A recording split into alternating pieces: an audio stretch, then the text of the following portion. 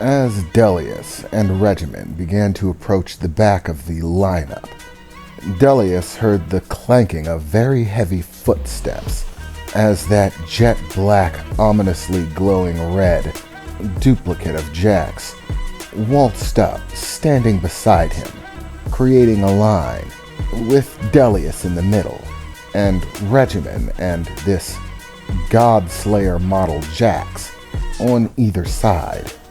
"All right," Delius heard Jax's voice announce into what felt like his head. "Okay, all communication devices are set. All signals clear, and we are preparing for drop. Remember, these communicators are two-way, with a telepathic link, translating your brain waves. And yes, Delius, this was an extra special trick when dealing with you. Your brain waves aren't exactly normal. And when I say aren't exactly, I mean way not normal. But remember, since it's a two-way, you can communicate with me. You may not be able to breathe out there, but you can still talk. You think it, the transmitter picks it up and sends it. Because of all the radiation, they can't be direct connections. All connections are going to bounce between the multiples of me that are out there fighting with you, in order to make sure that the signal hits me as clearly as possible. Communication is going to be key. Remember, most of the Jaxes out there aren't going to be able to deal these things finishing blows, and our numbers aren't infinite. So try to take care of these things as quickly as possible. Once the drop is done, we'll be on the outer perimeter of the asteroid belt, and moving inward from there. It's going to be a slow-going process. I won't be able to move the ship quickly without taking heavy damage. In order to get through it, I'm going to have to move slow. But this is just fine for you guys. All you have to do is keep ahead of the ship. If we have first contact, it needs to be with you guys first. The less damage we can take to the ship, the better. Once contact is confirmed and battle is commenced, do whatever you can to keep them away from the ship. I'm not expecting this to be 100%, but do your best. Confirming, drop, now, Jax's voice said as massive doors began to open in the cargo hold, revealing a massive array of floating stones in space. As Regiment looked towards it with a smile, Dariontalis, he announced as a red glow seemed to overtake the entirety of his body, wrapping around him like a glowing layer of red energy that seemed to burn like fire. A fluorescent sort of fire, spectral in form.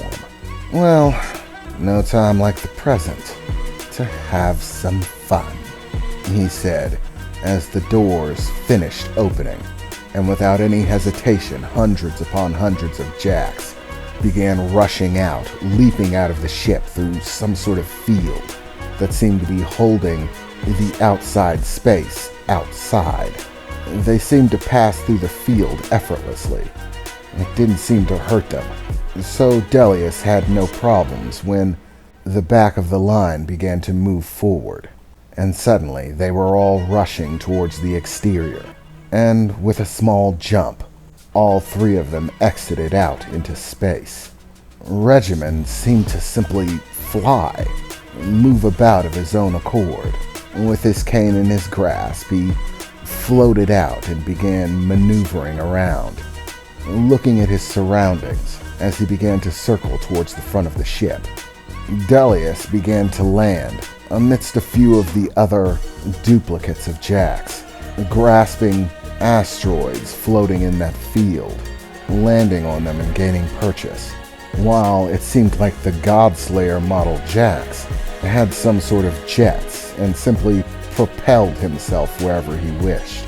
Gouts of fire spewing from his hands, legs, back, anywhere it seemed he decided he needed them to. With this, he was easily able to propel himself around. Delius, taking a look at the flood of Jaxes, beginning to make a circular pattern around the ship, bouncing from asteroid to asteroid. Delius attempted to do the same, jumping off of the asteroid he was on. However, he wasn't used to a complete lack of gravity, and ended up propelling himself a bit too far, both destroying the asteroid he jumped from, as well as smashing through several before hitting one large enough to stop him. "Okay," he said as he finally stopped, making a crater in a sizable asteroid, heading over the top of the ship. "So, gotta jump a little bit softer when there's no gravity." Lesson 1, Delius thought to himself as he pulled himself out of the crater easily enough, and took a second attempt at it.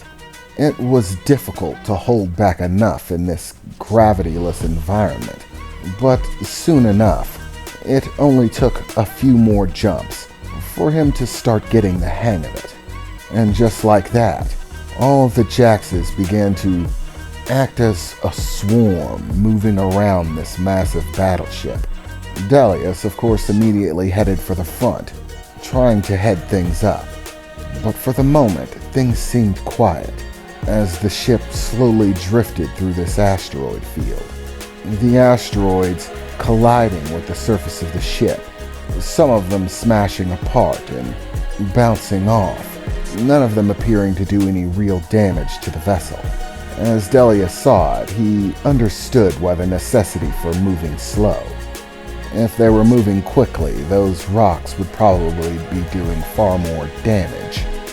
They continued moving into the asteroid belt for a few more minutes, while Delius was very on edge, occasionally looking about to check the surrounding areas and finding nothing.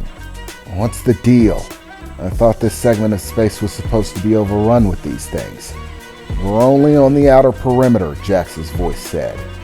"Their numbers are still sparse this far out, but we'll most likely be encountering one fairly soon.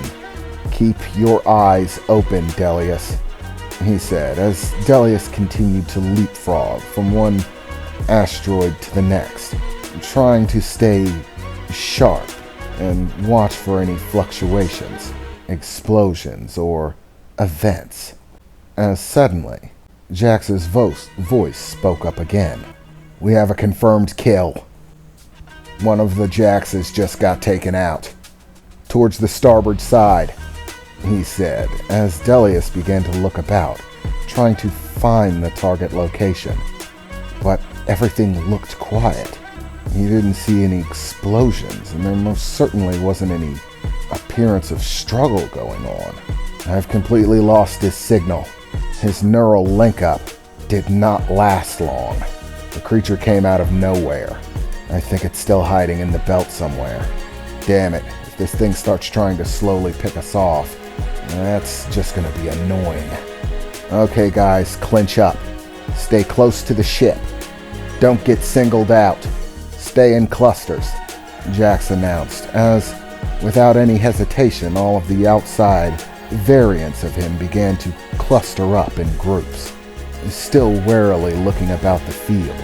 Some of the Jaxes began to actually jump on board the vessel, landing on the outside, staring out into space as guards of sorts. As Delius stared about, "Come on, where are they?" Delius thought to himself, as he continued jumping from one asteroid to the next, trying to spot anything out of the ordinary. And then, something struck him. It was as if he felt a tingling sensation all over his body. He had felt tingling sensations before, like when he went through the teleportation device, but this seemed to be different. It was as if it was a warm tingle that seemed to flow inward, as if the interior of his body was growing warmer. "Okay guys, we've just crossed into the radiation. The amounts just spiked. We're looking at 50 times radiation increase, and it's only going to get thicker from here on. Don't get too far away from the ship, or your signal will get distorted." "Radiation?" Delius thought to himself, as he felt this tingly, warm sensation, feeling as if it were filling. It actually felt rather nice. Why am I reacting this way? Delius thought.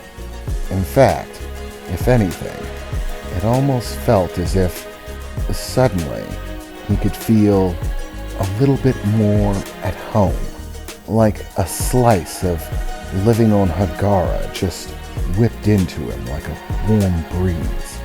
But just as quickly as that warm sensation hit him, he suddenly felt another, a strange sensation that he had actually become quite accustomed to whilst out on the hunt. The feeling that you're being watched by a predator, one that's about to bare its fangs. An instinct, something that comes from deep inside, sent a shiver up Delius's spine, and a sensation, a direction. He could sense it. He knew where it was, as Delius stood there atop that asteroid.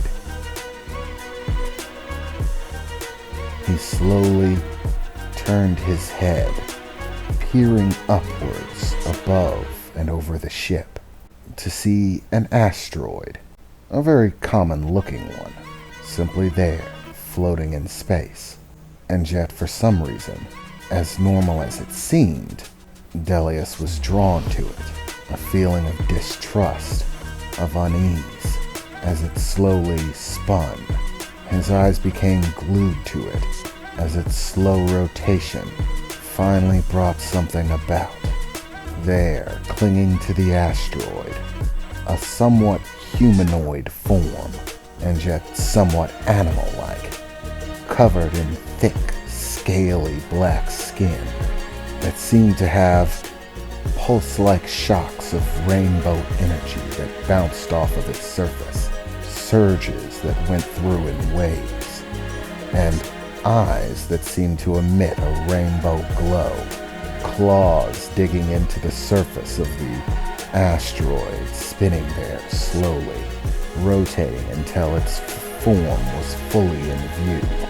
There it stood, clinging to that asteroid, staring down at Delius, the jagged black iron teeth protruding from its rather oversized mouth.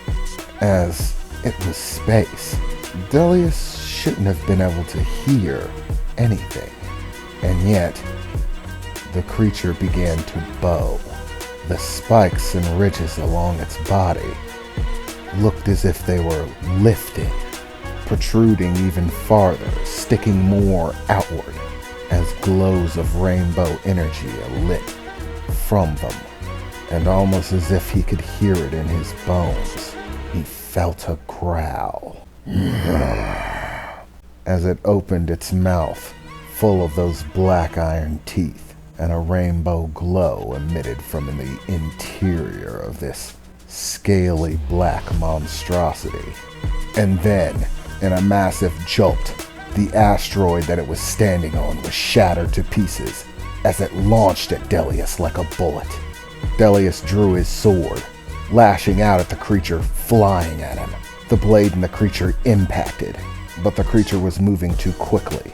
The force shattered Delius downward through the asteroid he was standing on, as him and the creature went flying off into space, twirling off in different directions as the creature struggled to try to grasp hold of him, trying to reach out with that scaly claw of its, to find Delius's hand ready to snatch it, grasping hold of it and gripping tightly.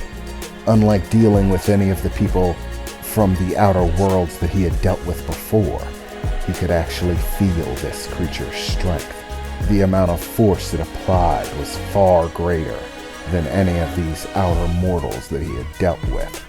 But Delius was still the stronger of the two, pulling its hand back away from his face as the creature's hand clutched Delius's blade. And there, just on the surface of its hand, Delius could see what looked like rainbow blood slowly dripping from it, sifting out into space around them. His blade could cut it. Thinking quickly, Delius parried off with the blade, slashing the creature's hand away, leaving a large gash into it as even more rainbow blood spilled out. Looks like we've got contact, Delius shouted into his mind, as in a single motion he pulled his foot up, lashing it into the side of the creature, and with one large kick, sending it flying through the asteroid field, smashing through one after another, leaving a trail of exploded debris in its wake as it let out further into the asteroid field, until Delius could no longer see it. There was simply too much debris in the way. Damn it, Delius thought. I should have taken it out. Did that kill it? No, that would be too easy. I just lost sight of it, Delius thought to himself as he peered around, seeing that he was approaching another asteroid, flipping around as best he could to land on it solidly. And as he did, he began to see them, one after another. By the looks of it, there had to be at least 5 of them within his line of sight. He could sense them. Maybe it's the radiation. Can I sense the amount of radiation they're putting off? He thought to himself as he sensed out where they were. There are 5 of the creatures. They're hiding in the asteroid belt ahead of the ship. Where, Delius? We've got no visual, Jax's voice replied. Okay, so that's not good.